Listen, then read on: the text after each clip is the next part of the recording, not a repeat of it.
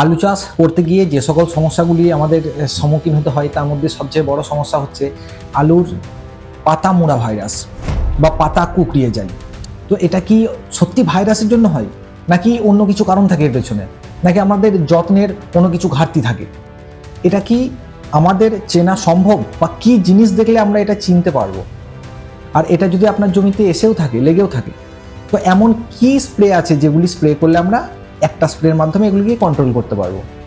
আর এই যে আলুর পাতা মোড়া যে রোগটা আছে, এই পাতা মোড়া রোগটা কি জন্য আসে, এর মূল সোর্স কোথা থেকে, বা কোন জায়গা থেকে এই পাতা মোড়া ভাইরাসটা সবচেয়ে বেশি সংক্রমিত হয়? আশেপাশে জমিতে যদি সংক্রমিত হয়ে থাকে, আপনার জমিতেও কি আসার একটা ভয় আছে? এই টোটাল বিষয়টা নিয়ে আজকে ভিডিওতে আপনাদেরকে আলোচনা করতে এসেছি। ভিডিওটা পুরো দেখবেন, ছেড়ে যাবেন না, তাহলে কিন্তু ব্যাপক একটা নলেজ আপনি হারিয়ে ফেলবেন। চলুন লেট না করে ভিডিওটা তাড়াতাড়ি শুরু করি। তার আগে বলি, এখনো পর্যন্ত অনেকজন আছেন যারা কিন্তু চ্যানেল সাবস্ক্রাইব না করেই ভিডিও দেখে চলে যাচ্ছেন। আমার কথা এক জায়গায়, যদি ভিডিওটা ভালো লাগে তবেই আপনি আমাদের পরিবারের সাথে জয়েন্ট হন, না হলে আপনি ভিডিও দেখে লাইক করে চলে যান। এটা ফিক্সড কথা।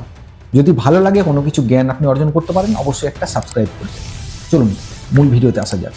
তার আগে জানাই, আপনারা যারা এখনো পর্যন্ত আলু চাষের আগের ভিডিওগুলি আপনারা এখনো দেখেননি, মানে 15 থেকে 25 দিনের কি পরিচর্যা, আলু বীজ নির্বাচন কিভাবে করব, আলু গাছে চাপান সার কিভাবে দেবো, আলু গাছে কি স্প্রে করব, প্রথম ফাঙ্গিসাইড কি দেবো, শেষ ফাঙ্গিসাইড কি দেবো, ভিটামিন কি দেবো, এই সমস্ত বিষয়টা নিয়ে একটা ভিডিও লিস্ট করা আছে, প্লে লিস্ট আলু চাষ বলে। তো এই প্লে লিস্টে গিয়ে আমরা প্রথম থেকে শেষ পর্যন্ত যদি আপনারা দেখতে পারেন এই আলু চাষের ব্যাপারে, তাহলে দ্বিতীয়বার কোনো আমাকে প্রশ্ন করতে আপনাকে লাগবে না।